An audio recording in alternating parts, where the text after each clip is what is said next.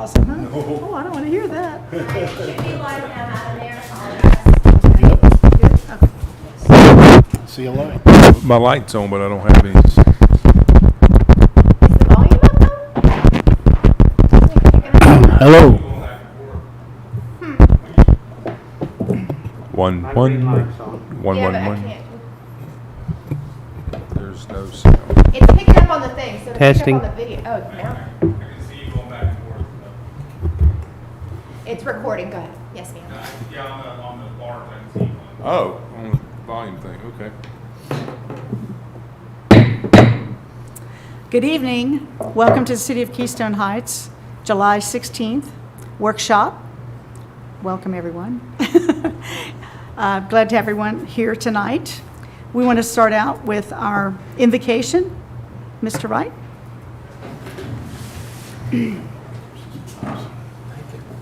Right. Heavenly Father, I thank you so much for this day that you've given us. Lord, I thank you for the blessings that you bestow upon us every single day. Lord, I thank you for this great country that we live in. Lord, I thank you for this city. And Lord, I just ask that you just help us to be good stewards of our time and of the finances that are in the city. And Lord, just help us to do what's right. And Lord, help us to be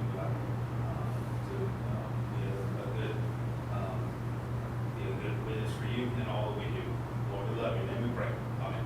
Amen. Amen. Thank you. Allegiance to the flag of the United States of America and to the republic for which it stands, one nation, under God, indivisible, with liberty and justice for all.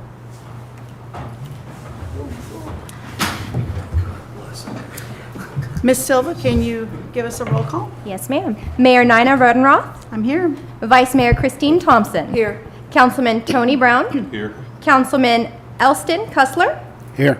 Councilman Dan Lewandowski. Here. All present, Madam Mayor. Excellent. Excellent. Thank you so much. So the title of our workshop today is to talk about retail pop-up opportunities. We had a meeting back in April, I believe, when I looked at the past PowerPoint presentations to kind of come up with some ideas with regard to that subject and had some really creative ideas. Dan, you really had some wonderful ideas, I think, with the Christmas Mart. And now we've had several months to kind of do some additional research. Since then, I have gained a lot of knowledge with my efforts to uncover additional information on top of what I had already provided back then. And I'm going to go through a quick PowerPoint to kind of bring forward what I think my vision, at least, is if we go down this road. And I do think about, I think the one thing I want folks to remember is, you know, our lakes are definitely rapidly, they're going to happen. I couldn't believe the pipeline, how fast it's progressed since I got back from That branch, Gold Head Branch. being gone. We were heading out, coming home on Saturday afternoon, and I was like, my goodness, look at this. This is crazy.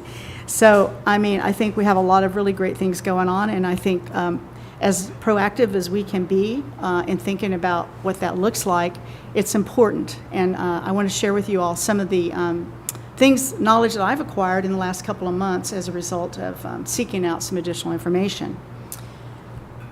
First slide, please, Bo. In June, my husband and I made a personal trip, and because it was in the general area, I decided to go visit some towns that I think are very similar to, I think, the general feel that we want to have. I think the idea that we're trying to do here is continue to gain community feel, I think, with all the things and decisions that we make, get great attendance at events, focusing in our, population that is, like I said, around the 40-year-old, but then we also have a variety of folks that live here. So, and I don't know if any of y'all are familiar with this show. It's called Hometown, but they did a few series where they go in and they take over the town. And the first town they chose was Wetumpka, Alabama. Wetumpka actually had it's a very blighted city, actually. Didn't have a lot of economy going on. A lot of stores are closed. Some poverty there. It's just outside of Montgomery, Alabama, south, I believe, of Birmingham. And just kind of poor looking, like not a place you want to necessarily stop and see, okay? And then in 2019, they got hit with a tornado that basically tore them to shreds. So they were one of the folks that submitted nationally to Ben and Aaron Napier out of Laurel, Mississippi, who have the show called Hometown that is now in its 9th season. They're the ones that are hosting this whole takeover concept to make small towns still feel small town with all the charm and bring them back to that feeling of community. So out of over 2,000 videos submitted throughout the country, this town got selected. I told my husband, I'm like, okay, we're close by. I want to go see what they did, even though I saw the show. So it's a population of about 7,300 folks. We walked around, as we crossed the bridge coming into the town, a steady stream of cars coming in on a Saturday morning. And it was like, wow. And then we walked around and we went into some businesses. We actually ran into some city leaders, and so I'll tell you all about that in a bit. But the good thing was I saw some examples of the things I could actually see us plugging in here. I'm not saying we're trying to be a wannabe, but I'm saying these are just to gain ideas. Next slide. So again, the show's called Hometown Takeover. Ben and Aaron there in the middle. They actually did 12 foundations there, 12 locations in that town, including businesses. This little pavilion here, they built that because there was no gathering place. We have our gathering place. Our beautiful pavilion beach area is perfect to bring community together for many options, not just for July 4th or Christmas, but many opportunities. But the town is just like things like, you see the murals, that was just an example of like a communal gathering place for people to hang out. They had lights streamed at night, benches for people to hang out, sit. So they take opportunity like a blank wall of a building and have murals painted. Not too different than what Laurel does as well. But these are historical leaders in that little town is why those are painted like they are. And then flowers and all, it's very attractive. But what really captured my eye was our workshop from April and our pop-up concept of retail. So this is actually a shipping container, as you see it there on the left, literally that was just in the middle of town, downtown, standalone, called the Cosmic Hippie, and adorable. They had it landscaped, they had it just like a store. So on this side here is the outside of it, and then the big metal door that opens out, they had a glass front door that looks like a storefront door that's built into it. You go inside, it was all finished, walls, ceiling, floors, countertop at the rear, mini split AC, and ceiling lighting. Did not have water or, it's only a 8 by 20. So just a basic storefront that you could sell a variety of things, whatever you chose. I asked the ladies in there, I said, so how did you get this building here? And they said, we rent it from the city. Really? So what's that arrangement? How much do you pay for it? She said, we pay $100 a month. She said, we're a small business and we can't afford to rent one of the other buildings downtown, which was right across the street from the other buildings, okay? It incorporated into the town very nicely. And she said they worked through a grant. The city worked through a grant is how they acquired the shipping container. And so she said, we pay our rent through them and we're open full time. And she said, it's just a great opportunity for us to have small business. So I thought it was rather interesting. Throughout the town, they did a ton of landscape. As you can see, like that little directional map thing in the middle. The flowers, as you see hanging from the street light, they had water that was piped up from the ground that's on timers that feeds those so they stay wet. So you don't have somebody having to water all the time. But it's kind of interesting. I thought it was pretty clever, and I got some additional close-up pictures of that.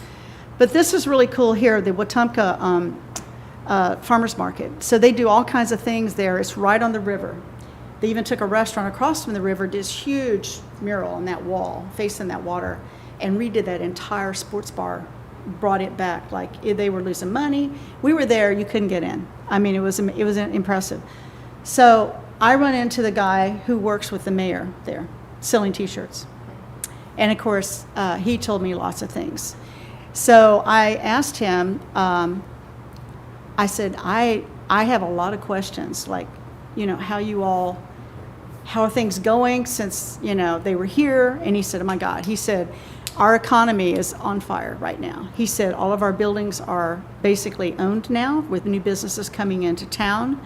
He said, the good thing is it's still keeping that small town feel. He said, the tourists come in, they spend money, they leave. And he said, we're extremely pleased with all the changes. The community seems to be very happy with everything. So he put me in touch with someone in town who I can find out information on the grant, the arrangements for the contracts with the vendors, all of that detail. He sent me an email Friday. He gave me a cell phone. He said, call me no matter what you need. I will help you. I called her today, and I had to leave a message. So I will stay on top of that to get some additional information, just curious on how that all came to be. So it was rather interesting. But it certainly was exciting, I thought, when I think about the concept. Next slide, Bo. So why portable storefronts? And I got to rethinking a little bit, even from our last time that we all talked, was to create some new spaces for crafters or retailers. Increase shop options for the community and visitors. When I visited this town and then the next one, everyone we talked to was from out of town, unless they worked in the store. It was crazy. We have huge tourist stuff coming back, and I don't doubt that we're going to have some of that here. We just don't see it right now. Portability and flexibility. These buildings, and I can talk a little bit more about the buildings in a later slide, are movable with either a large forklift or a, what was the other thing he told me? But a forklift, definitely. This is supporting our small business model. It gives other small businesses an opportunity to test the market, see if they can work, and maybe they move into a larger business place in town at some point in time. And I think it's also an idea to create community space for gathering. Like some of these had benches and all around them for people to want to sit and hang out, which I think is really nice. Also, it's going to help us add to our infrastructure as we see some of this growth come down in the next several months. Next slide. So what about these things, these buildings? I know, Dan, you shared a bunch of great information like we all talked about back in April, and I also looked at some other ideas. Since then, I have looked at a shipping container similar to what they used in Wetumpka, 8 by 20, finished inside with a mini split, lighting, glass door entry, and could be delivered within 6 to 8 weeks out of Jacksonville, Florida. He could have provided me a lot of details, like specs and all that. This is something probably that has to go out for RFQ, something for us to think about. He could, What's an RFQ? for a quote, for a, Request for proposal? yeah, RFP or RFQ, you're right. What's Q? Quote, for qualification, yeah. Qualification. So we would have to, because it's probably over 25. I think he told me for around 26 delivered is about what it would cost without him putting together specs. He just gave me an estimate with that information, that basic information. 2,600? 26,000, yep. So it'd be basically plug and play is what you're looking at. Okay. So it's just an idea.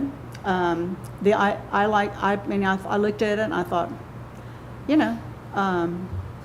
know I have my she shed. I know of course we did all the work. We can't assume that we have resources who can finish anything on the interior or exterior.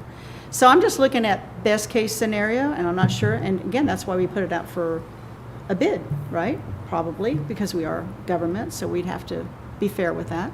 It's just giving you all an idea, okay?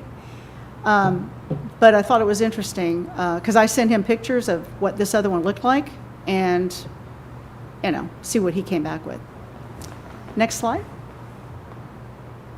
Also, I visited Laurel, Mississippi. Laurel is where the House and Garden TV Hometown show is cast. They're in their 9th season there. The whole cast crew is in the middle there. The gal here on the right, I stayed at her property. So I got to meet the crew because they all showed up to go swimming in the pool. Well, Dave and I were there. And so this gal, Mallory, and her husband owned the property that I stayed at. They gave me a lot of input on, improving, because they are the ones who helped to get their city off the ground in Laurel back 9 years ago. It did not have that feel, and now it does. And all the efforts that they have done to bring it to what it is today. It's a charming city, it's very charming. Now, they have about 17,000 folks in their town there. Did I go to the, I may have passed one of the slides, it has there, I think it's around 17,000 folks in Laurel. But I met with the mayor, and it was interesting what he told me. I said, so with 9 seasons, I know you all were not as busy with guests, people coming into the town, you know, with before the show became what it is. What is something you did not expect to happen, that you didn't plan for, you know, when you think about infrastructure? And he said a lot of the homes there have rental properties on them, and they started becoming VRBOs and Airbnbs. So he said, guess what? We had a lot of folks who were without a home because they couldn't afford to buy a house. So they had to look at other ways to provide support housing, low-income housing for some of their residents. But he said what we did was we added a tourism tax to those properties that he said brings them about $400,000 a year right now to run in the city to use for infrastructure. The other thing he said they do is the goal is in building their economy, and it's like a domino. And I think you all, I'm sure, have heard this, some of the things that we go to, is they have this big event. And just like we had our July 4th, well, look, I'm sure we had people who came here who spent money on things. And we get the benefit of some of those taxes when they spend money in our town for whatever it is. When we have that large amount of girth that comes here, we get some of those monies, and then they go home, right? So they came up with a festival that they do annually. They're the yellow pine capital of the country that harvested the yellow pine that was in all the hardwood floors from the 20s. All the pine that, in my house, even was probably shipped here by train to go in my house. And that was where all those trees grew. So they had there is a thing called Main Street, which I don't know if any of y'all ever heard of Main Street before, from all over the U.S. They're in every state.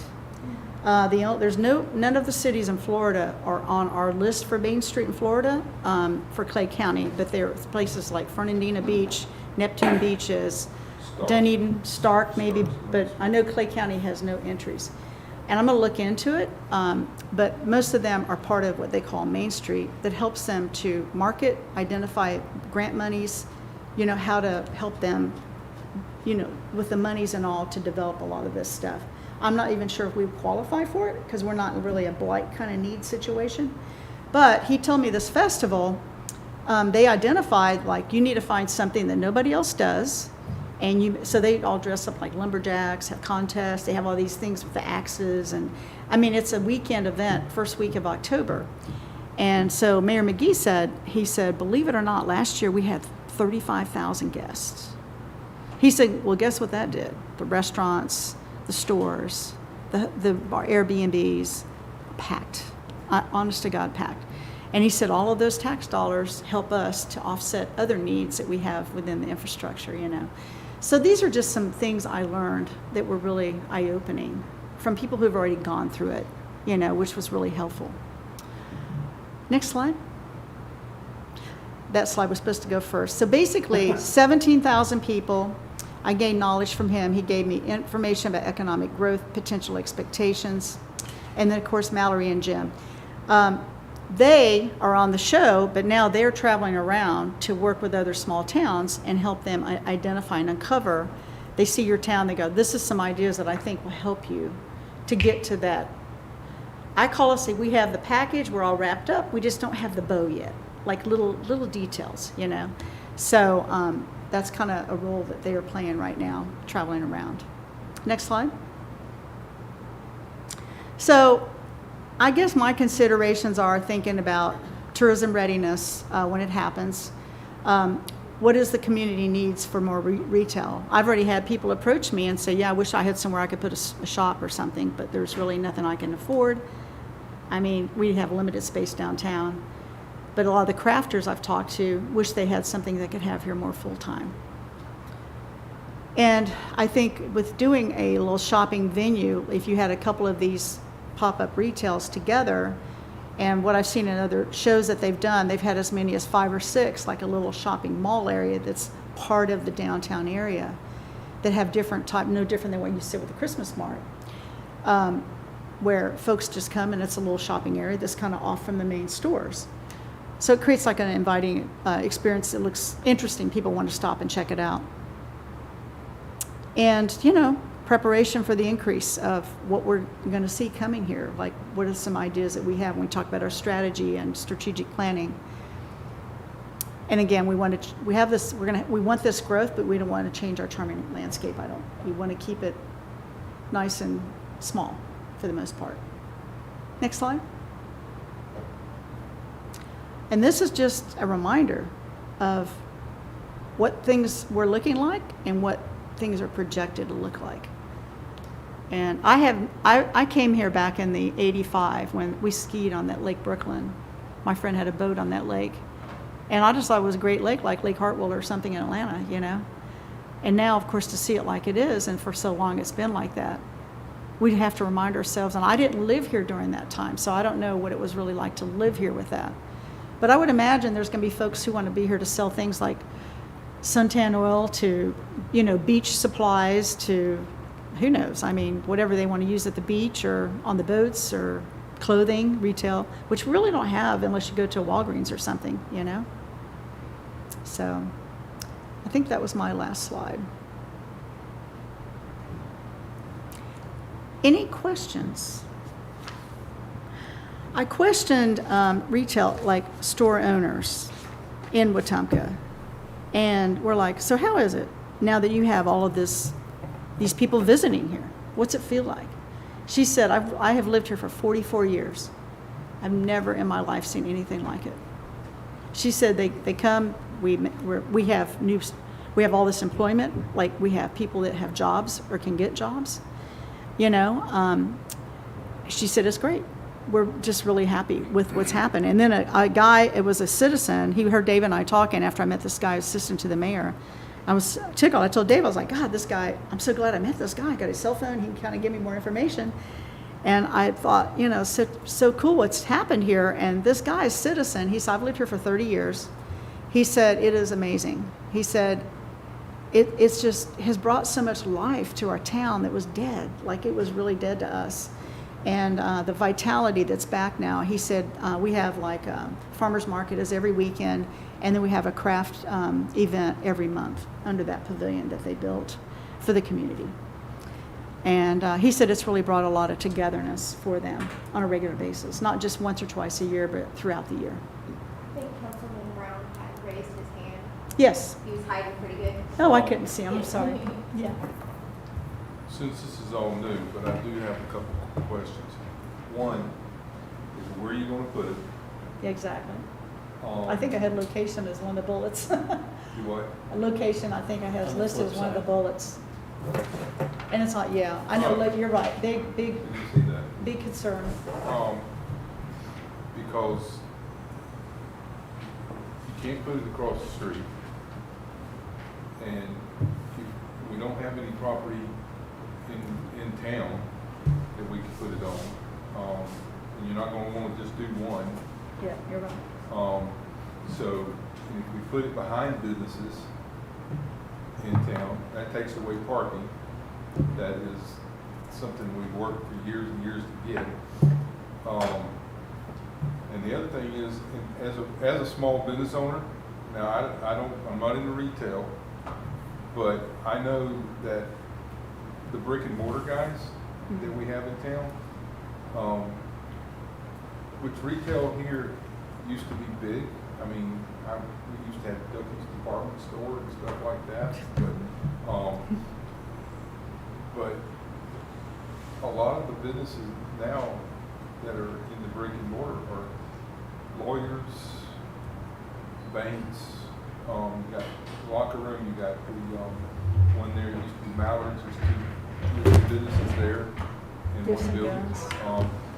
But my thing is, we bring in, if you can rent a place for $100 a month, and we got people paying taxes that have a brick and mortar, I, as a business owner, I don't see that fair. I mean, I know other cities do it, but the main thing is, I think if you bring in retail, it doesn't, we can't dictate to what we have. But my thing is, I just don't see the fairness of bringing in something for $100 a month. So, yeah. Somebody else is selling, or paying $2,000 or $3,000 a month for rental, to rent their building they're in, and they're selling the same stuff. Taxpayer subsidy.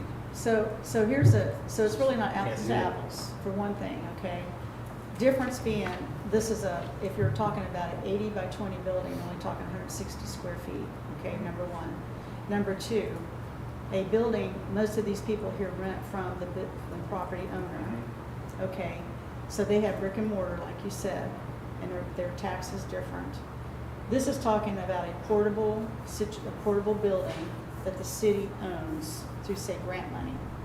Now, $100 is what that girl told me she paid. What we come up with will be probably very different from that, because we have no idea, since we don't know where we put it, we don't know how much it would cost to run the electric, or to take care of the landscape. We have no idea what that might look like, but it certainly would be no $2,000 a month. So the thing is, apples to apples, they're really different, because if you looked at their square footage and say, okay, you've got 1,000 square foot, what do you pay per square foot? And do the math. 160 square feet might come out to a couple $100. You see what I mean? So it's a little different in a respect like that. You're going to have limitations on 160 square feet, because some people are going to say, well, I need water. We're not going to run water. We're talking about plugging into an outlet. Now we'd have to pay to have that power run, and then you plug in the building. And, so I think that it's a valid concern, but we would have to look at that. We'd have to look, and we want to do fair. And it would be just looking at, I know one of the buildings down here is like $2,000 a month. It's not even the whole building to rent it out. Because I had somebody who told me they looked at it. I paid $1,300 for my office, Yeah. How many square feet is that? probably 1,000. 1,000 square feet. So about $130 a square foot. Might be a little bigger with the garage. Yeah. But, well, the main thing is where the heck we want to put something like that. You're correct. And that's something Charlie can probably talk to. I don't know yet what we would do with that. It was just trying to be something creative, out of the box thinking. Can I say something, Russ? Sure. We're recording this for the public to see, but nobody's up to the microphone. I know. Sorry, I'm And trying to No, I'm just bringing it to everybody's attention. So if I was home trying to watch that, I would be, I can't hear. Click, turn it off. Yeah. I think, although all these Could you turn your ideas. mic on? Oh, thank you.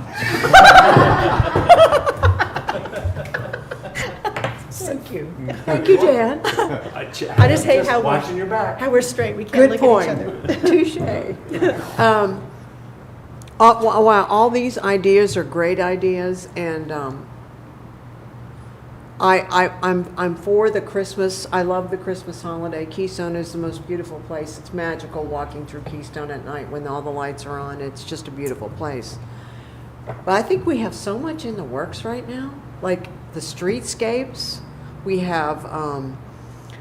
Are we done with the parks and what we're going to do with the tenant? I mean, these are all great ideas, and I know Christmas will be here shortly. But I think that I feel like we need to finish what we started before we start thinking about sinking any more money into something like this. The streetscapes is something I've been looking forward to. I think it would just beautify Keystone even more. The corner we purchased, we have to start thinking about that too. So, I mean, that's just my opinion. Although I love the idea. I hope you invited that couple that are just scouting around new places. I hope you invited them here, because that would be awesome if they came here. Anyway, that's all. They're actually considering coming Yes, here for a Dan. visit. So I'm kind of on the similar thinking that you just shared, but I want to make a recommendation. That is, take and let's separate these two ideas. Make the Christmas market its own separate activity, its own separate initiative, and the pop-up market a different setup, a different effort, because I think they really are two separate activities. I'm getting that feeling too. Nina, Mayor. So this would be a pop-up market, not just a Christmas market. It would be a pop-up business, in other words. Is that, am I getting that right? So my intention with this is if we're going to invest the money, we would be wise to invest it so it's available anytime during the year, including Christmas. Because if you're going to get a building, you need to use it for, whether it's a pop-up or whether it's for the Christmas purpose, okay? And those are some things that we have to iron out. I can't see us investing in something that we're going to use once a year. So that's not what I recommended. Yeah, so, I mean, so you're saying a pop-up mart that you would just use a building like this for that purpose only? I mean, we could always say we want to reserve these for the Christmas season only, No, right? that's not what I No? proposed. No, my proposal was, and I used the Christmas as the main event, but also our Spring Fling, our July 4th, and our Boo on the Boulevard. So for 4 times a year, okay. Right, and they're special events. And so we make this town special. Now, there is a fifth one that I'm getting pulled into, and at first I was a little bit reluctant, but I'm kind of getting into it. And that is the Heritage Commission has asked me to help them with the Chautauqua.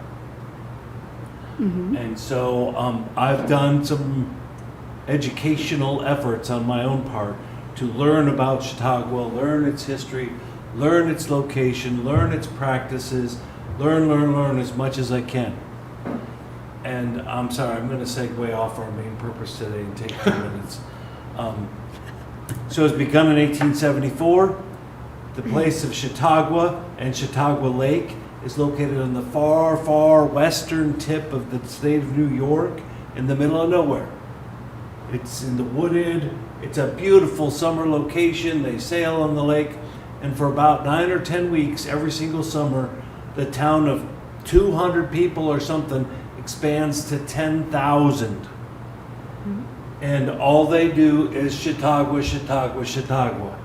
And they have a set agenda, 10:40 every day, lecture. They have concerts, they have a theater, they have, then they have, I forget what it's called, it's 1 or 2 o'clock in the afternoon, it's another lecture, but that one is religiously oriented. The lecture at 10:45 is anything in the world. It can be about going to Mars or anything. And then I learned, why is it here? Why is it in Keystone Heights? Well, Chautauqua, New York is just north of Pennsylvania. Pennsylvania, of course, is the Keystone State. Right. And our forefathers came from Pennsylvania. That's why they called this place Keystone Heights. Well, they knew about Chautauqua. They had been to Chautauqua. They brought it to Keystone Heights. And I recently found the picture that shows our water tower that says we're Chautauqua City. So it came because of that whole history to here. So if you want to have something that is local, something that's historical, something that comes from our past, like you talked about, Like a festival. like a festival. You know, I when don't you said disagree. that, I'm thinking Chautauqua. Yeah. That's what we should do because that's us. Unique to us. It is unique to us. It's part of our history. Yep. It's why this city was formed and why we were called the Chautauqua City. So I'm sorry about that segue, but and I'll try to get us back on track here. And who knows? Maybe these pop-up. I wouldn't even call them a pop-up market. I think that gives a misnomer that it pops up and then it goes away. I don't think it does that. These are and I've heard good It's just a things. word I've seen on the internet as Okay. referred to. That's the only reason I use it. I've heard about these in other places too, and people love them, but it is different from what I was proposing, and I would like to separate these two. Yes. So when you say different, are you, so I'm not in disagreement with 4 or 5 times a year to start out, okay? I do think we need to start soft because they haven't done this before, right? And we're all learning. But I think we have to arrive at the building itself, whether it's a building like I showed or a different type of building. We have to look at a lot of different things with regard to that building. The portability of it, the maintenance of it, the space, how much is it going to cost, how easy is it to access, to purchase, things like that. And I didn't even know, I mean, I like the little shed-looking buildings. I think they're adorable, like what you showed would be perfect. But those have to be, how do we get those? I mean, you talked about getting them from Europe, and it's So- going to cost a lot of money, So so. I can update you on that too when I get a Okay, chance. great. You were gonna say something there, Charlie? So I'm just trying to unscramble the eggs a little bit because I'm hearing lots of stuff. This is a workshop. And it's a workshop, Yeah. so Ball's all's on the table, all's fair. So next Monday, we're going to have a special meeting, and I'm gonna bring you discussion on the streetscapes, resurfacing the tennis courts, pickleball court, basketball court, Geneva Jungle, with most of them, other than streetscapes, being pretty actionable out of a resource you've already got that I gotta spend anyway. And I have to obligate that money before the end of the year. So that's next Monday. So I'm definitely not looking past that. What I know that's gonna happen at Christmas is the parade and the tree sponsorship, tree lighting, those kind of things. I'm not against adding whatever you guys by consensus tell me to explore, and I would just maybe suggest to you guys that either on the 22nd or August 5th, after you've gelled whatever we discussed tonight, then you come back and say, hey, right now pursue the Christmas market, by X date start pursuing the pop-up, or don't do this, do that. And so nobody should leave here feeling stressed tonight, because we're hearing about the Christmas market for the second or third time and the pop-up for the first time. So Yeah, there's well, lots to be figured out to do all those things. And it can be called, we can call it whatever we want. I just feel like we have to identify a building, Sure. number one. And if we just, for the first time, we do them at Christmas, and it's Christmas only for Christmas Mart, and then we do it in spring for Spring Fling again, but we have these buildings that we have put this money in, and I hate to see them empty between the times, you know what I'm saying?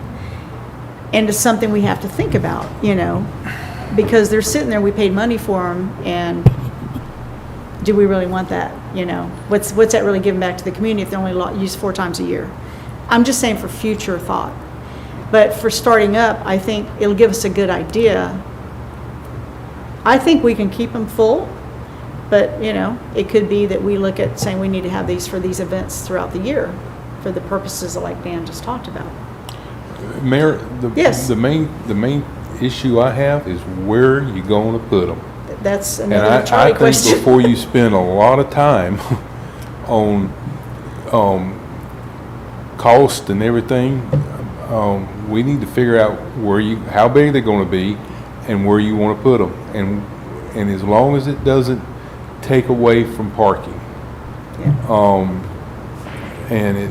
But they need to be visible, and you need to be, and that's the one thing with the streetscapes is one of the things with the streetscapes was signage.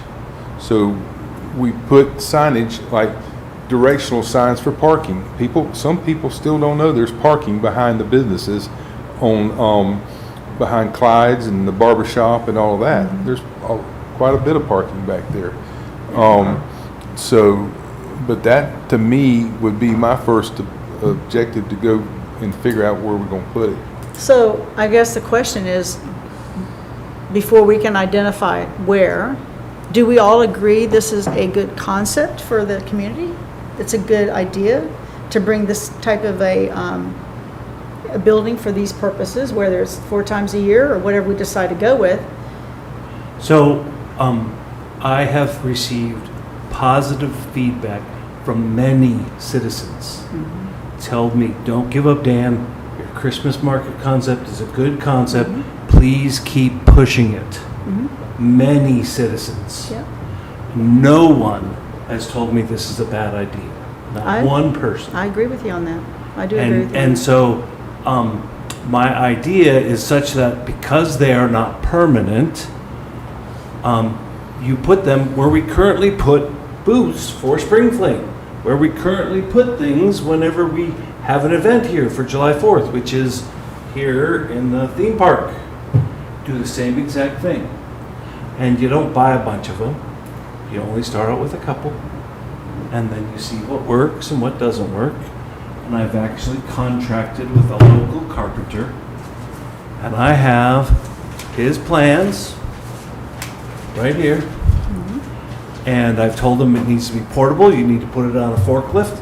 You need to take it to our storage area over there by the natural park and put it away for 3 months and then pull it back out and make sure that it's still in good shape and it can be used again. And so he's ready to go buy all the materials. I've told him I will pay for this out of my own pocket. And I've talked to Charlie about putting it right behind the building here. And this first one would be a demonstration model. And use it the next opportunity, which would be Boo on the Boulevard. And it might not be right here, it might be over there. But I asked for this because it's close to electricity. And like you said, no water, no toilets, just electricity, that's it. It needs to be able to be locked up.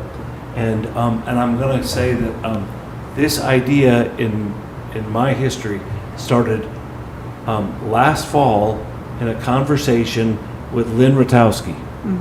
And I created my initial set of slides for Lynn back last September and October. And then I don't remember when I presented to the council, but it was maybe January or February. And so in my mind, I have been working on this a long, long time. And I really want to get moving on it. I want to do something. And then, if that first shot doesn't work well, then we'll modify it. Then we'll go down a different path. But I want something.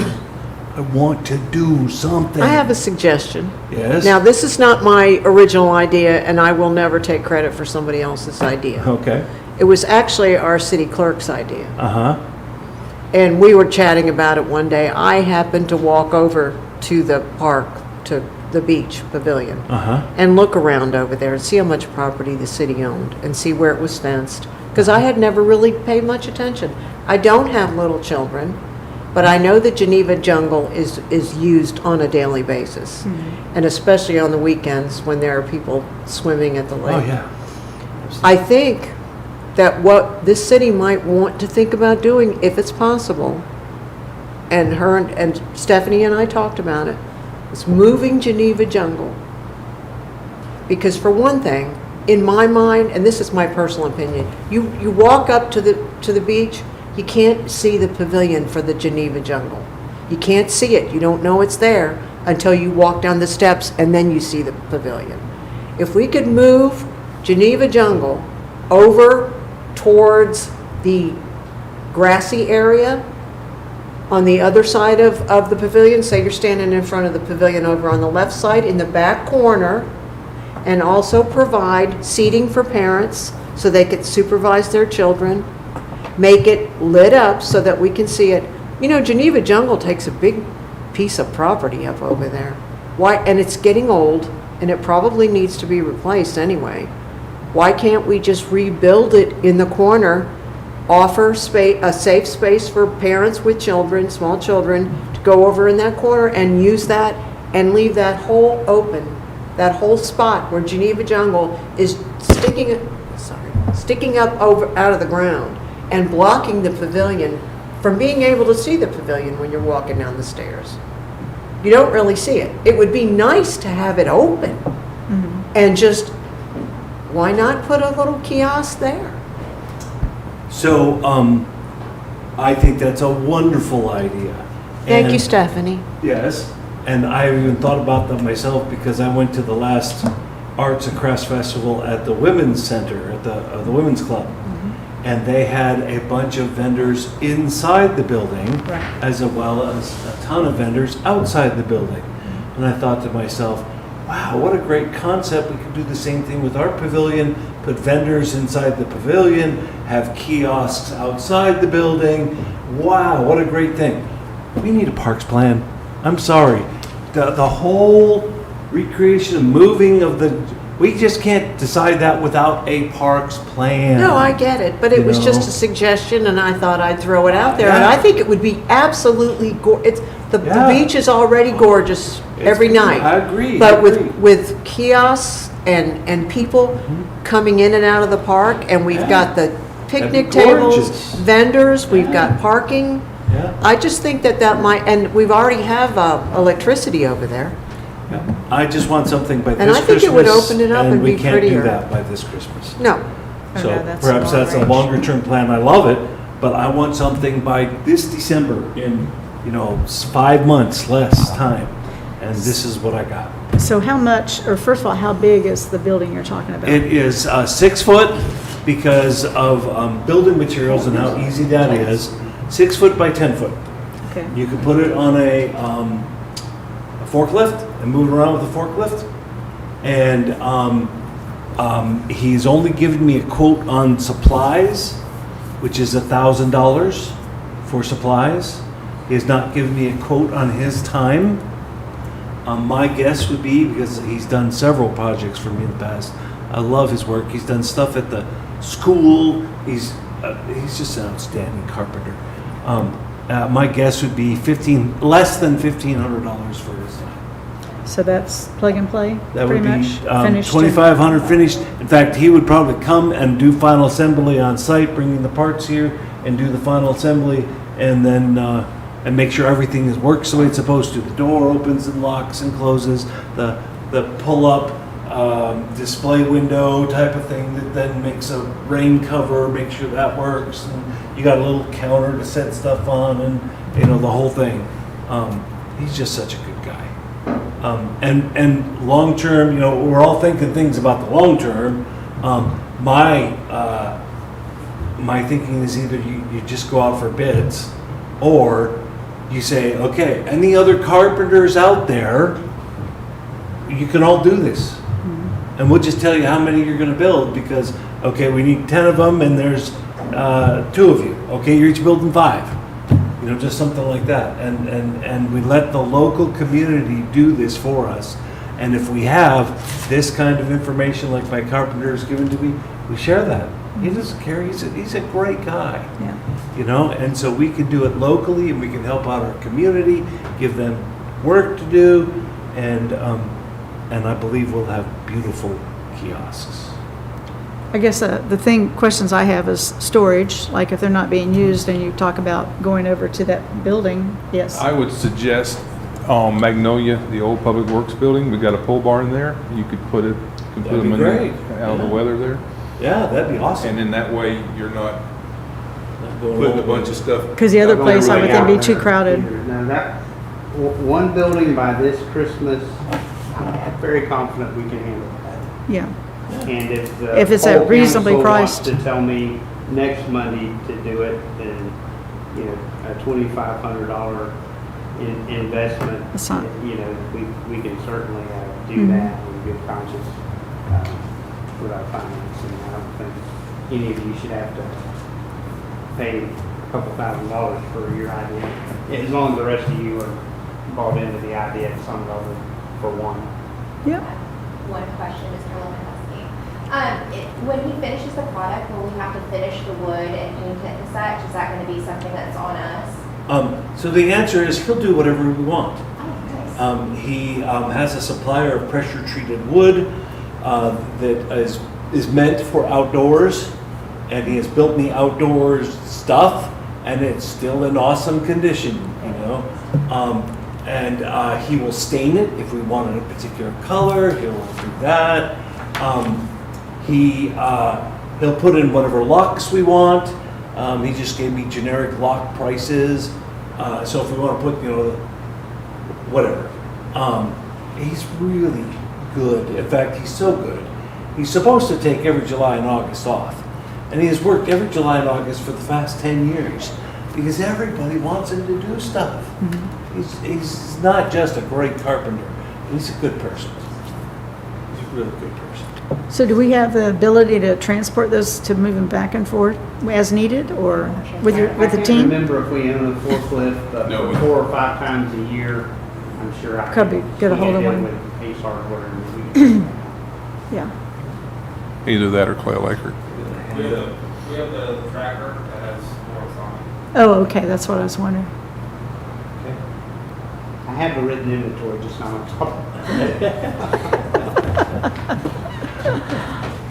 Well, I love the concept, and I think that folks would love the idea. I mean, everyone I've talked to, same response like you're getting. They want though to have it to where they could either do it on weekends or even do it full-time if we would have something like that available.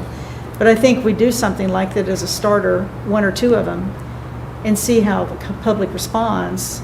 It'll give us some more confidence to go further, I you agree. know. Yeah, I agree. Yeah. Ask another silly question, Councilman Lewandowski? No, please. So if we're doing this 4 times a year, are we going to do a lottery for vendors, or are we as a city going to come up with the specialized items to sell based on the events that are occurring during the time that we run the booth? Right, so there are different ways to handle this. One could be a lottery, one could be first come, first serve. Who wants to take the chance? You bring your own stuff, your own canopy, it costs you, what is it to have a booth here? Is it $10 or anything at all? I think it's $10. $10, right. Rarely, yeah. $10, okay? And so we say, you can do your $10 thing, just like you've always done it, or you can spend the big bucks, $100. First come, first serve. Whoever signs up And for you're it first. inside and no rain. Yes, and you can lock up all your stuff and go home and come back the next day and just unlock it and boom, you're ready. It's a really nice deal. But what it does is it also kind of forces a more quality or profitable business into the market there. Yeah. And some people may go, oh, that's not good. Well, as long as you still have the $10 canopies, I think we're fine. Everyone can still participate. We're not excluding anyone. We're just making different options. And I've always said, different options are better than no options. Having more options is good. Yeah, I just want to try it. yeah.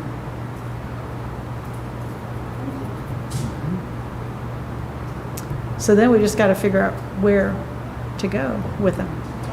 The test site back here, I said here. Yeah, I mean, I wasn't here. I apologize for not being here for 4th of July, but do we still have the food trucks over here and then all the It gets arts pretty- and crafts pretty crowded, stuff? pretty and- crowded. Oh, yeah. And that was one of the things. I agree totally with Tony about where are we going to put this. That's a huge deal if we do this permanent thing. And I don't right now see a solution to that. But that doesn't mean we shouldn't look for a solution. Right. I think we should look. But the other thing that I was going to say is that we are not like Wetumpka. I lived for 2 years in Montgomery. I know Wetumpka. We are not Wetumpka. No, I didn't say we were. No, and we have a really nice community here already. We do. So like I And- said, it just needs a bow. That's it. Well, Just a few little talking details. to all the old timers, when the weather was nice and the lakes were up, okay, what was this place like, Tony? Booming. It was booming. There were lines at the 2 gas stations in town to fill their trucks and their boats. There was not enough restaurant space. There was traffic. There was not enough parking. Okay? I don't think we need to build anything to attract more people here. When those lakes come up, we are going to be overwhelmed like we used to be. And so- Plus the population is a lot more than what it was back in the 70s and the 80s. The population in the county area around us Yes. is more than doubled. Yes. So I don't think the focus needs to be on how do we attract more people. Oh my goodness, I think it's the opposite. How do we handle all the people that we're going to attract generically without doing anything? Well, so I think people will come here that haven't been here, but I do think the people are gonna be here, and it's gonna be much larger groups than what we have been seeing once those lakes are back. Oh, yeah. So that, what I'm trying to say is, we need to prepare for that. And that's by offering these types of venues to manage that, because we don't have a lot of those things today. So I almost think, well, we have to prepare for it, absolutely. But I go to Mount Dora. What did they have to do? They had to build a parking garage. Right. Because there was so much business. It's crazy. Multi-story parking garage. We don't have any room to do that anyway. So I'm not worried about doing something like that No, anyway. but I think that's the problem we really need to worry about. Yeah. Parking. It's. But you know, small towns all over this country have parking issues. I mean, you have to just get creative. I mean, you know, just like we use some of the church parking lots for July 4th, things that we were doing, we're transporting people in the golf carts. You have to get creative. Green Cove gets creative too, when they have all the stuff with Riverfest. We're in Bryson City in December, same kind of problem. Polar Express is there, there's crowds everywhere. Yeah. It's for a short period of time, you know, weekends typically, especially when there's a big event happening. Yeah. And you just, you know, it's a small town problem, because a lot of folks don't have the land either to have parking, additional parking. Me and the clerk will get us one of those little carts with all the bench seats like at Disney World and just ride back and forth to the Yeah. parking lot. Just go to around. a UF football game. You know, all the people in the front yards, $20, park in my yard. yeah. You know, Like a football parking's game a- at yeah. Florida Field. Yeah. Yeah. I mean, park is a. It's a pain no matter where you're at. Right. But We just have to do what we can with what we have. Right, to me, that is more of a problem to plan for. I would love to have, my wife would adore you for establishing some more shopping around here. She would love that. We could use some more, like, Yes. small type Oh, shopping, yeah. unique stores, I think. Exactly, in fact. It would be nice. I've I'm come not up. saying anything crazy, something I small. almost bought the Guns and Gift Store. It Yeah. was sitting there for years. Oh, And I wow. was gonna create what I called Keystone Confectionery. Oh, A candy and ice cream store. And that's all it was gonna be for tourists to come and they stay packed. oh, yeah. And those two, Tourists love that. both of Let's go those get an towns, ice cream, baby. both of those towns had one. Yeah, Yep. yeah. So I totally get what you're going for. I totally understand the attraction of it, but I'm an engineer and I'm gonna go, okay, infrastructure is about the roads, and the parking, and the water, and the electricity, and how are we gonna make sure all that works? Correct. Yeah. So, okay, all right, so I'm gonna stop talking, sorry. You're fine. You guys have any other input? Speedy? What do you think? You've been around here for a while. I like it, it's just where you're gonna put it. I don't, I can see like a sidewalk or something between. Can we use, now it puts it just on the other side, it's still a town, but over by the bank there, you got the rails of trail. The railhead, or there by a, Can we use anything like that? Can that, you know, they sitting at certain times? So can I throw out one of my wild ideas? So one of my wild ideas is we need to, in my opinion, we should purchase some properties as they become available, just like we did with the China Chef, for city purposes. So for example, right here across the street where that realtor's office is, that piece of property was for sale for years. And I so wish we had bought that and then taken it down and demolished it and made that into part of the parks area over there. And today, we could then do the pop-up market right there. You know, there's a piece of property that is unused right next to the other realtor, the guy who plays Santa Claus. Next to Hatch? I think that's it. That's his property. That's his Yeah, property. okay. Yeah. We could approach him. Could we buy that property? On the left side of the beach park, that house for a while was up for sale. Buy that, tear it down, and expand the beach park. So my idea is look for opportunities where we can expand the ability for us to offer parks, amenities, stuff for our citizens here in the area. But like with the China Chef, we need to strike when the iron is hot. Well, we've got two pieces of property downtown. Yeah. Sort of. They're not right on Lawrence. But No, but you got the old Public Works building, Mhm. and then you got that piece behind the old firehouse. Right where the water shower used to be. Yeah. Right. Well, Clay Utilities is still owns that. That property is all chopped up, but they still have that, and then we have all the way across the back as a city. But that could be good parking areas in the future, especially for 4th of July. I don't know what you guys have in mind for the old Public Works building area, but that could be, additional parking for downtown parking. I mean, the city of Stark, they've done a lot of parking, and they've done a lot of, when they did that overpass, the old Badcock store, they took that out first and made parking, and right there by where the old, what was there, Twilligers? It was an old Ford dealership right there behind Sonny's. That's all city parking, but they have a lot of events downtown, and it's walking distance. And they've taken those pieces of property right there and made, decent parking lots. Right. Stark is a good example of how they've added parking. Yeah. You're talking about that grassy lot that's right there behind that old fire building? It's not or the No, old it's all city building? paved, it's all paved and striped Yeah. and everything. When you go over and you start to come down, it's on the left, it's on the right. So, On the ground level. on the ground level, yeah.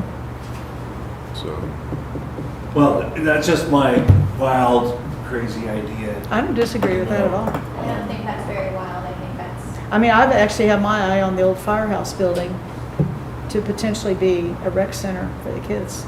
If we Well- were, don't shake your head at me, but I mean, the kids that are I older. live across the street from there, I don't No, know. I know. But I mean, when you think about the older kids, to have somewhere to go play, do stuff, you know? This community has talked about a community You center know, for and a it long just looks like a good place for it, a good Un- building for it. It's unique Unfortunately, looking. it's not up to code. No, I know. No, And it's owned by someone else as well, so. yes. Right. Speaking of strike while the iron is hot, and this is something I think we should discuss, but not now, but I'm gonna throw it out there. And I totally agree with the vice mayor. We got too many things on our plate already. Let's not introduce another one, but I'm gonna throw it out there anyway, put the hand grenade out there. My rumor mill here is that the golf course is up for sale again. What kind of community do we want to be? Stark has a golf course. You don't want to be behind Stark.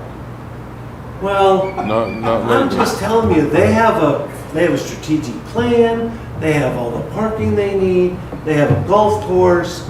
They get funding from grants all kinds of time. I mean, they make us look bad.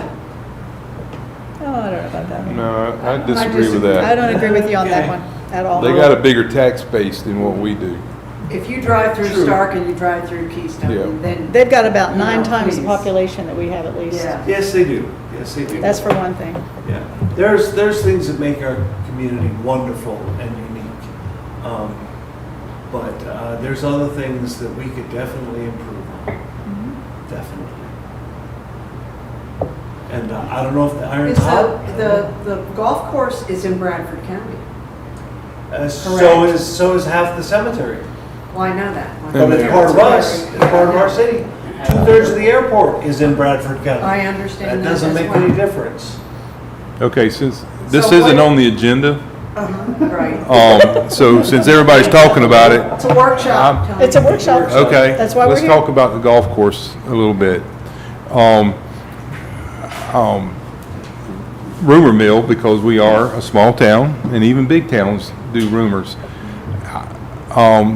When are you and the mayor going to present to us what y'all been meeting about? Because I know you guys have been meeting about the golf course, and so When's that gonna be presented to the council to? Can I add some clarity here?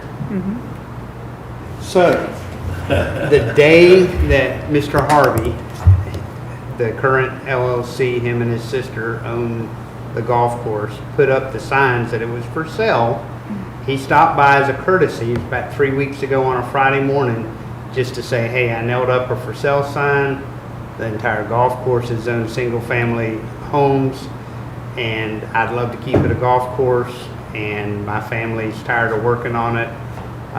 So if I can't get somebody to buy it as a golf course, I'm just going to sell it off to different builders. He'd already talked to a couple of the builders.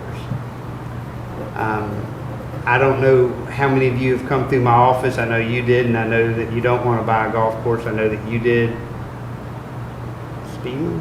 I've talked to a couple of you guys about the golf course, but I'm not in any way, shape, or form recommending you do or don't buy it, because I don't know a doggone thing about running a golf course. So what I've done so far is I invited Mr. Harvey and the mayor back, was it Friday a week ago? Yeah, about a week ago. And we talked, and I asked Mr. Harvey to bring in the last 3 years of his financials. I've yet to do anything with those, but I need to know at least it's not gonna be a money loser. He has a private investor that I gotta get firm on this, but he believes will bankroll the golf course for another year to keep it a golf course. And I told him if I have a year to come up with some ideas around that, and I find like Palatka, City of Palatka has one of the top municipal courses in the country. Municipal courses, city owned, not Pebble Beach, Augusta, whatever, right? So if the city owns the golf course and doesn't make a dime off of it, it's cost neutral to them after the purchase of it. The management company runs it and gets to keep whatever they make for themselves for running it. So if I can talk to a couple management companies, which I could not name off one golf course management company to you, and they felt like they could make a go of it, then I would come back and, we'd have to have some discussion at that point. But there's really, That's I like a don't whole have nother a workshop. date or details, Mr. Brown, to bring any discussion around the golf course. Because of everything else we've got going, I told him I couldn't even come up with a solution on that in the next couple of months. I mean, that is a very much, to me, a long-range learning curve that I would have to go through before I could suggest anything in good conscience to the council. Well, my thing was, Charlie, was that been around for a long time. A lot of people like to talk, and they're telling me that the city of Keystone Heights is looking into buying a golf course. And my thing was something of that significant because of the money, and I know where the money is, the cost of it. Because I talked to Mr. Harvey, I called him and talked to him the other day, because I've known him for a while, and I just wanted, because of the rumors going around, I told him, I'm not in favor of it. I just don't want to scrap the city of Keystone Heights with that kind of responsibility. That golf course was real big back in its day. I mean, even in the 70s and the 80s and the 90s. I played out there and I didn't even play golf. But it's dwindled down. You got people that use it and everything. It's now a 9-hole golf course, which I believe was the original setting. And but I told the owner, Mr. Harvey, I said, unless the good Lord strikes me right in the head and tells me, go a different way, I just told him I couldn't do it. I just don't feel comfortable with something like that. So I was just wondering what was going on with the meetings and stuff like that, and if we were going to buy a golf course. So, but that's all I have to say about that. Brad attended one of the Friends of Keystone meetings and brought it up at that meeting. So that kind of did stir some comments, okay? And so when Charlie and I spoke about it, I am So everything I decide on is not a NINA decision. It's a decision I make based on the research that I look into things and look on both sides of the situation. Like you said, do we really want to get into that, right? On the other side, it's one of the reasons John Lawrence came here, was to bring that type of resort type feeling to the city. As he refers to it as Keystone Heights, he brought people here to go fishing, to play golf, to dance under the moon, all these things. It's all in the literature. He even talks about the golf course and a lot of the history that you can go back and look at. So I thought, well, you know, we let our hotel get away, unfortunately. Right. I know, But the but owner, but nobody was there I was to, part of that. The owner would not sell. yeah. He let it And I fall know, apart. and there wasn't a Heritage Commission here at the time either, which probably could have fought for it or tried to do something different. But the whole point is, it's a piece of our history. And yeah, I know it's in Bradford, yeah, we got some challenges, whatever, but it's a piece of our history. When we're looking at this whole thing of the lakes coming back, people wanting to do Airbnbs here, they're going to have something to do, right? And the golfing thing is something people like to do. Mr. Ross created 400 golf courses back in the 20s in the United States. You know, ours was one of them, ours came right after the Palaca one was built. In 2020, my research showed Palaca is in the top 50 in the United States out of 411, or I think it's around 400 in the United States, municipal golf courses, is the number 25 as a government-run golf course. And the idea of what they offer it for is for the community. It's a lot of times it's a historic part of it, but it's also to offer the community. The kids at the high school have golf teams. I know maybe some of this hadn't happened recently, but it's not to say it couldn't come back and have that again. They used to be there all the time. Yeah, so, you know, I'm just saying, things happen, right? It's not to say you couldn't bring that back. But it's for the community, it's for the purposes of people who live here, who like to play golf. It's for the schools. You can have events there. You can have weddings and places like that if, you know, that's something you decide to do. So I think we have to look at it from the big picture, not just, but of course we don't want it to be something we can't afford. I mean, I would never sign up for something I didn't think we could afford. So we still have a lot of kicking the curb a little bit to figure out, is this something that we can do or not? So That's first, really all that's been done, y'all. That's this is music to my ears, because I had no idea that any of this was going on. So I'm so glad that we're looking into this. Second, my thinking is, wouldn't it be wonderful if we could team with the county on this? We don't take all the responsibility, we don't take all the risk, but it would benefit the county people in this area as well as the city people in this area. I continue to struggle with all the things that this city does that the county people get for free. They don't pay a dime in taxes toward the city and they get the benefits of it. Why don't we make this a joint city-county effort? Maybe they will join us. Both counties, like Clay and Bradford, or just Bradford? Or? Isn't there such a thing as an interlocal agreement? Oh, I'm yeah. not really Yeah. sure Yeah. what that is exactly. I'm Well, not. This one would be a special design, for sure. But I've never it- Soon as they contemplated. each have golf courses, I think, right? You know, I'm thinking, when I think about, you know, Dan's talking about parking and events, we have no place in the area, in the general vicinity here to put anything. I'm thinking it might not be a bad idea. I think that I think golf is a huge draw It for is. so many people. It would be an awful shame to let our only golf course, you know, be sold for houses, to build houses. Yeah, And we are constantly looking for place to hold events. yeah. And we've talked about, what do the youth do around town? Why don't we have more activities for the youth, the teenagers? Oh my goodness, I need to go to the golf course and look at it, and I would like to go also, maybe plan a field trip or something to go over to Palaca or to Stark to see their golf course and how it interacts with their town. It'd be fun to see the one in Palaca, because it was built the year before this one was built. I'd never heard of, I didn't know cities owned their own golf courses. Yeah. So, There's like 11%, I believe, I have my data. This is I a new can't- workshop. It's about 11%, yeah. So I'll just share with you. Of all golf courses in the QI country. Roberts, where my youngest son went, didn't have any sports teams, so he had to choose another school to go play sports at, so he chose Palaca High School, and he chose the golf team, Mm-hmm. where they practice at the Palaca Municipal Golf Course, where they hold all their matches Yeah. at the Palaca Municipal Golf Course. I've spent many, many days at the Palaca Municipal Golf Course. Yeah. Beautiful place, beautiful I- clubhouse. I mean, I think, Wonderful, wonderful. you know, you get under the right management and you offer the right, you know, tournaments and events, things like that. Who knows? But it's something we have to look at. I don't think we can't just turn our head and say, oh, we're not doing that. I think we have to take a hard look And I'm at not doing that, Mayor. I'm not doing that, okay? it.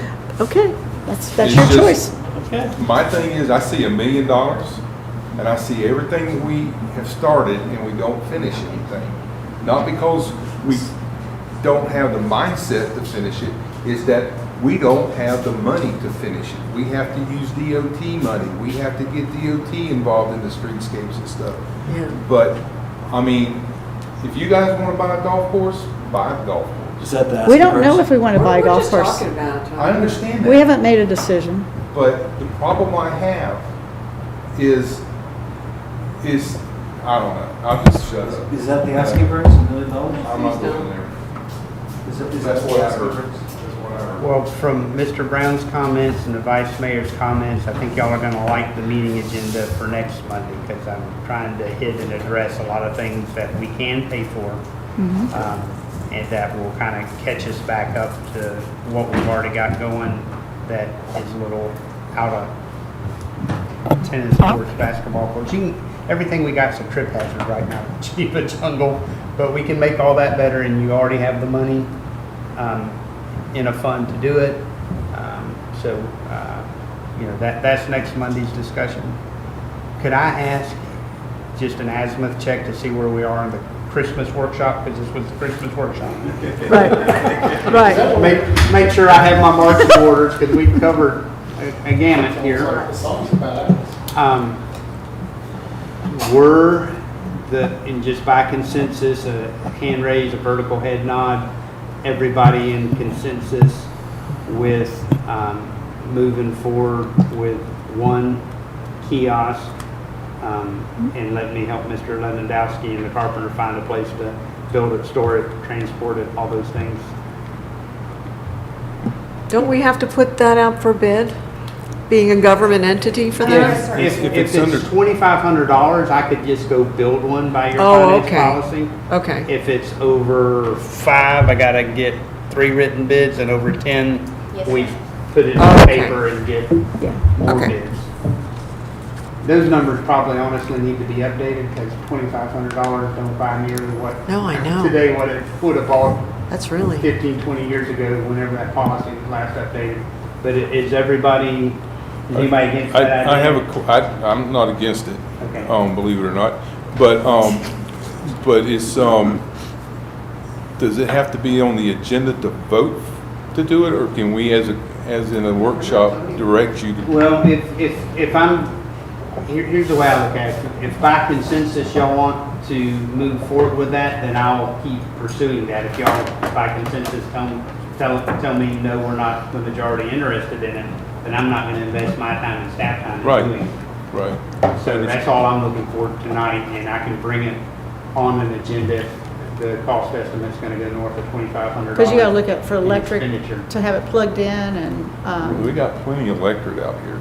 well, I mean, there'd probably be a special outlet, right, for that type of Yeah, a, and we Right, can put Dan? that on the August agenda. So a standard outlet is for. 220 or so?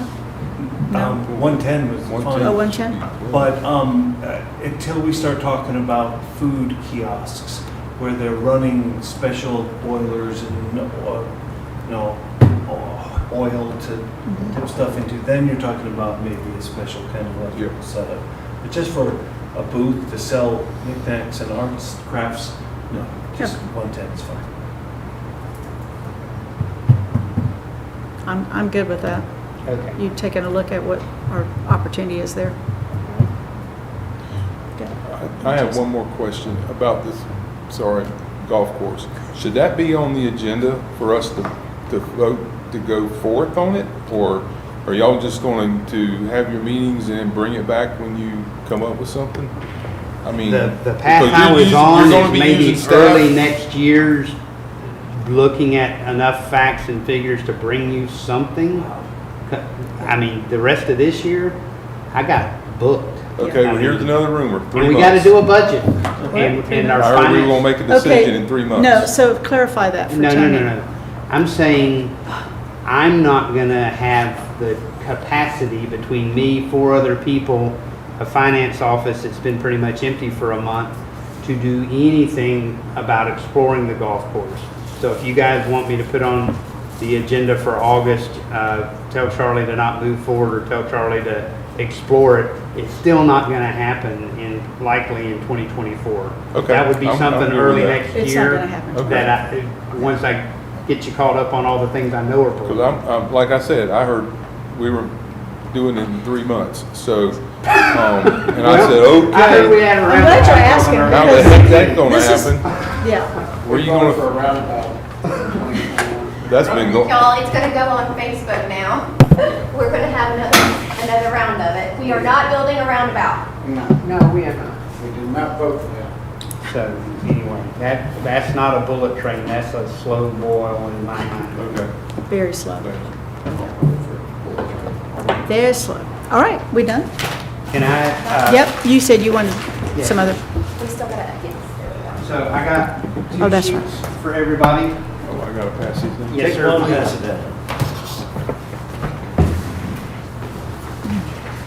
take 2 sheets? Did you say take 2 This is or? the second one. Take One of each. Take one. Oh, I'm Don't sorry. take Take two one's at a time. fine. Keep me straight here, Dan. Okay. No, I'm just. I just wanted to make sure that you know. Okay. That's all. So this document with the dates listed out for our budget calendar, you received from me a couple of weeks ago. This was worked around vacation schedules and work schedules and all the dates you told me and times to eliminate. So I think that everything that's in front of you is times that you've already agreed that you could be here. The one change is the date of the first reading. The first Monday of September is actually Labor Day. So I backed the first reading up to the preceding Thursday so that we have the statutory required space between the first and second reading. Okay, I won't be here. Okay, on the I'll be in 29th. California, right, in California. On the Okay. 29th? Yeah. Is any other 2 of you not going to be here? Okay. What time are we trying to do that? I have all these scheduled at 6 p.m. Okay, that's good. because I want to make sure. Oh, I see the that. public Gotcha. Doesn't feel like we're keeping them from. Okay, I see it If now. you tell me you want to do it at 10 in the morning or something, I'll. Oh, no, I'm good. I won't be here at 10 in the morning. No, okay, I'm good that, Is Well, it we wanna buy a possible, golf well, course, do we'll you get think it it would back at 10 in the upset morning. people if we had workshops earlier in the afternoon instead of 6 PM? Do we have to? I mean, I understand people wanting to I can make them earlier, come. it's easier on me. I never can tell when people want to come or don't want to come. yeah. Yeah, That makes it trouble for me. Me too. Just to let you know that, okay, I'm just asking. yeah, no, my schedule with the school district, I've been told with no input by me that I'm going to be more busy than ever this coming school year. And the only reason I'm not quitting is because this is such a good thing for my students. Putnam County lobbied through Tallahassee and got more than $100,000 to pay for flight training lessons.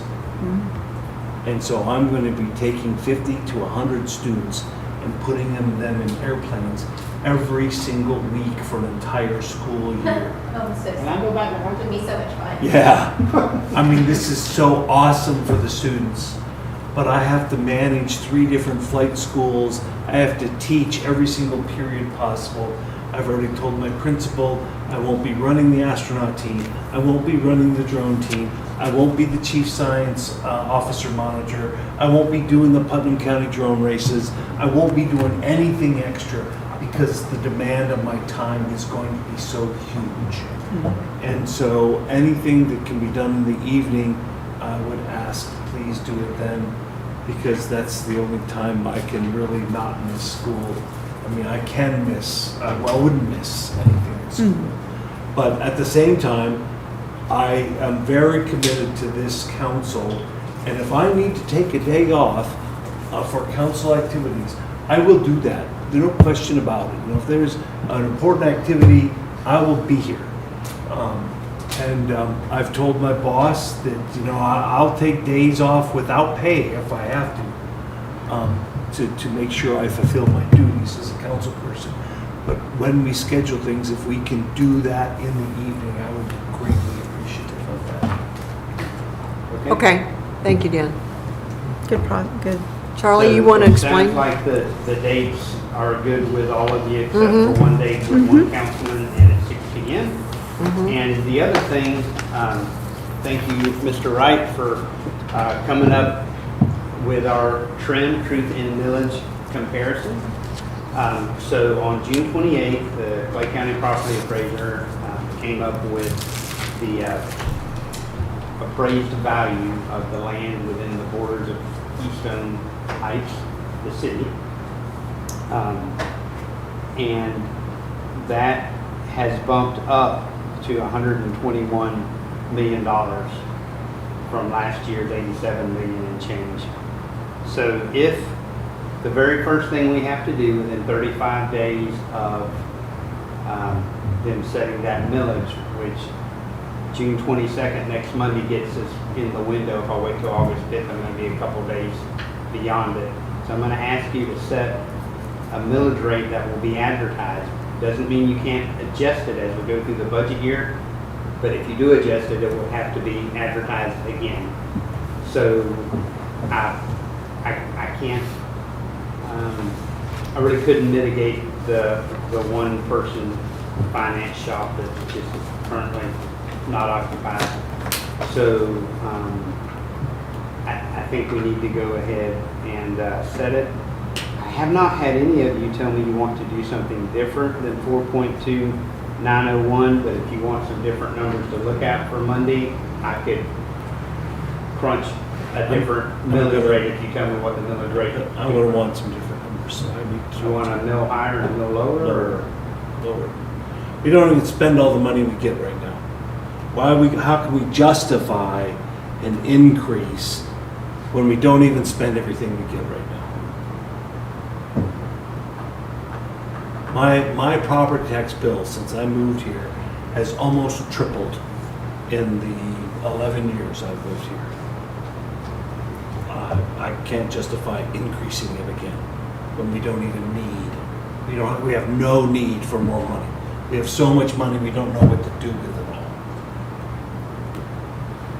To me, that's. How long does it stay? I mean, I don't want to increase it, but how long does it stay at that 4.2901? I mean, it's a long time, right, Tony? They've tried to keep it consistently at that number. Like, you don't ever want to. It's been that way since 2022. That percentage of the 4.2901. Says 2022? Okay, thanks, Bo.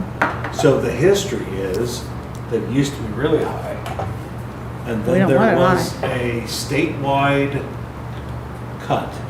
There was some constitutional amendment or some proposition or something like that, and it was dramatically cut. And Keystone Heights went down to, I don't remember what it was, 2%, 3%, because of the statewide activity.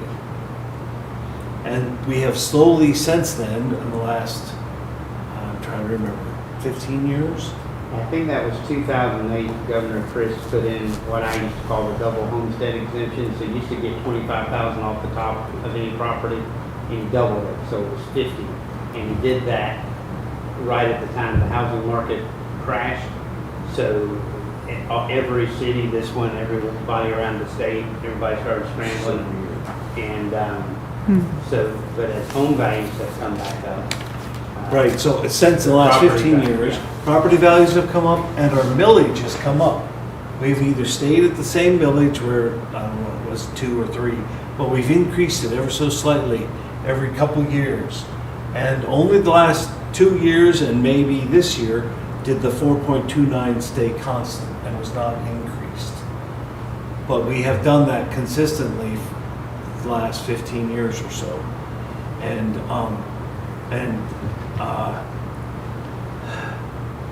I was told last year by, no, 2 years ago by Scott Cornick that my property was the 3rd most expensive in the entire city limits. And I'm paying through the nose right now. And we don't even use all the money we get. We've got a huge surplus. How can we justify, I mean, that percentage stays the same, but the property value goes up, so the property owners pay more taxes. Doesn't mean the tax stays the same.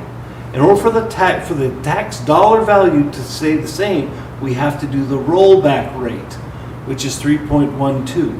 If we do the rollback rate, then everyone's dollars that are paid in taxes will be the same this year as they were last year.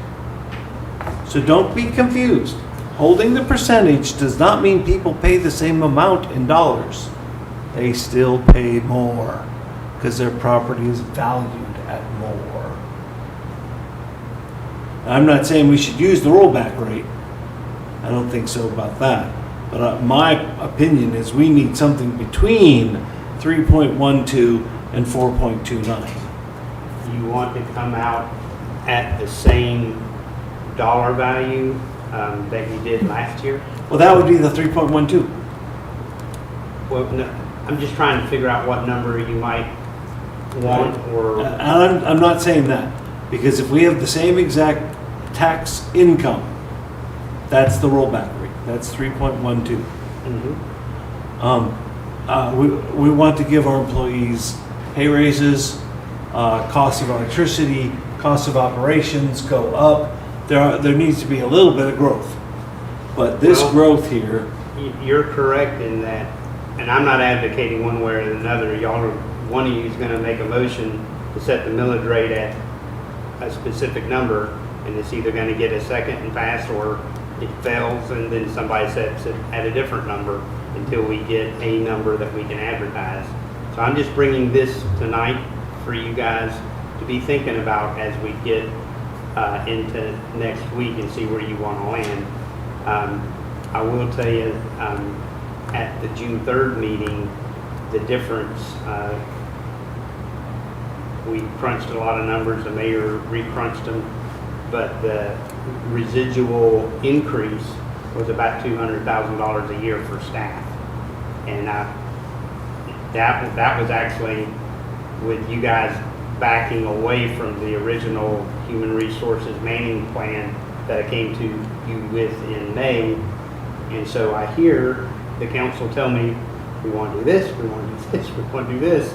And so I brought you what I thought we needed in terms of manning, and we're already staffing for less than that.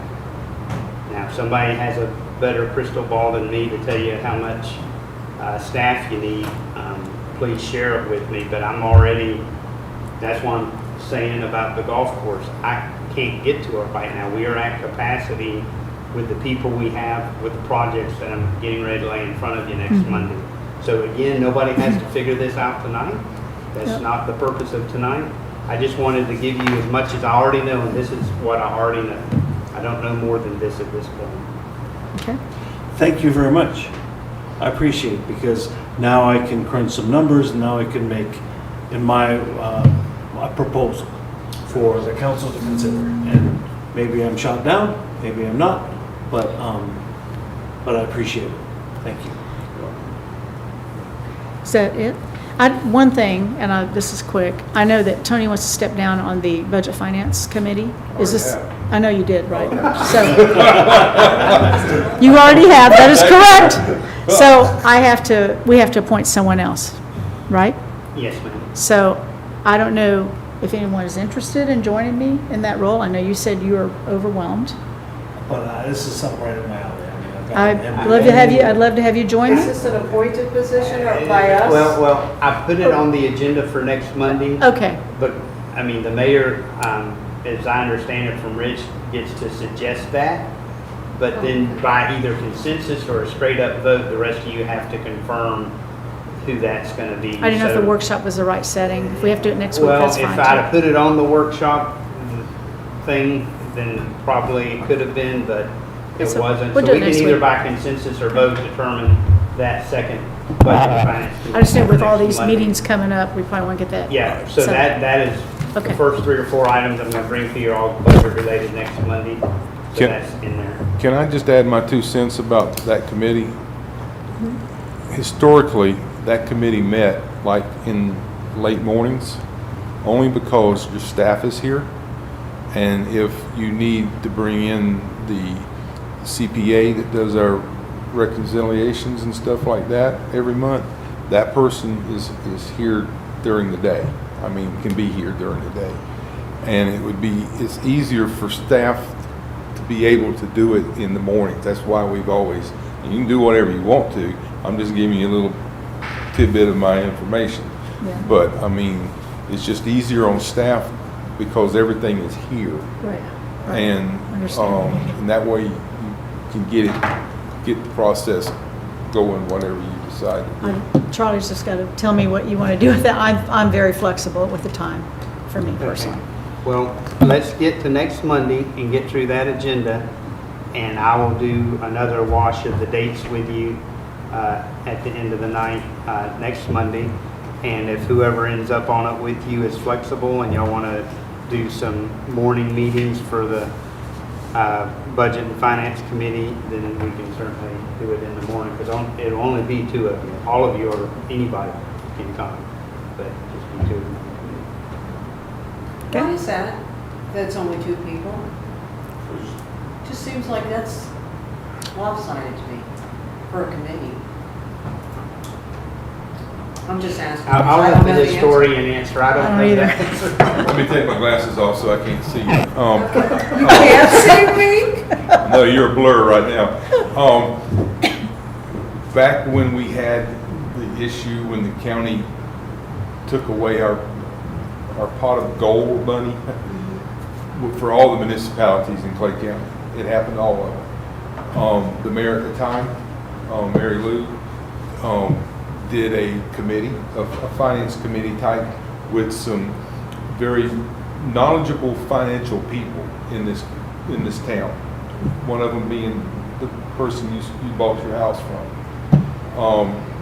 Did I want my house one? No. No, me. Oh, you, okay. Me. So we, so that just continued when that committee was no longer in dire need.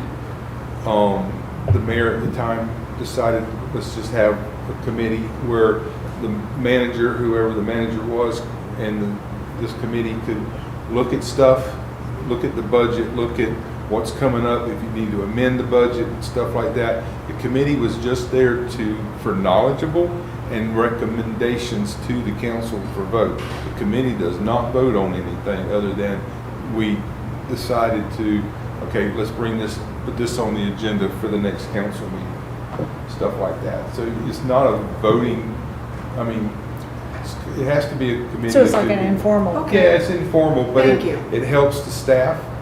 And the committee's more of a liaison between, what needs to be presented at a council meeting. Thank you. So, Okay. Thank you for clarification. Are we done? All right. Did you guys discuss the Christmas tree festival or the Christmas wreaths? no, we didn't. I didn't think so. Do we want to, are we okay with keeping the Christmas tree festival the same as last year? I did provide a copy of the new form that I redid. As long as everybody's acceptable with that, we're gonna be looking at adding more trees. I think we only have about 25 right now. So if anybody sees trees on sale, just know. Okay, so I'm not sure I understand. 2 years ago, we had special little trees. Kiwanis Club, Rotary Club, all kinds of different people had trees out there. Yeah, Right. businesses had trees. Last year, we didn't do that. Right. Your previous city manager decided not to. Right. So are these trees that you're talking about, are they those Yes, trees? sir. So we're Yes. bringing that back from 2 Yes, years Yes. ago?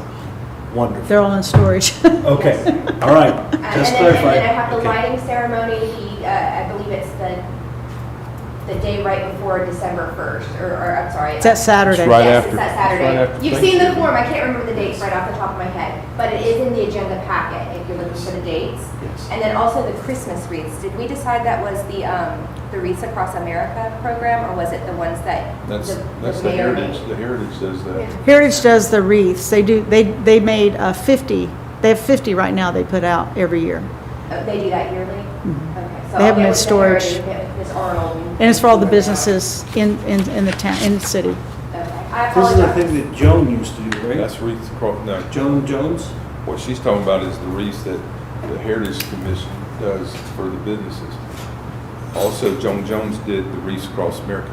Which is on the cemetery. It's at the Yeah, cemetery. that's the cemetery Little stuff. different. We don't do that. Right. We- So we we're not just- talking about Wreaths Across America. No. No, I apologize. That is ran by whoever. Right. Okay, just make sure I understand. Okay, I'll reach out to Miss Christine Arnold to make sure they're still Yep. willing to do that for us, but those are the only two things left, sorry. Thank you. All right. Squeezing in the Christmas stuff. We're done. Hold on a minute. We are adjourned. 7:42. Yeah. Good job. Thanks, y'all. Thanks.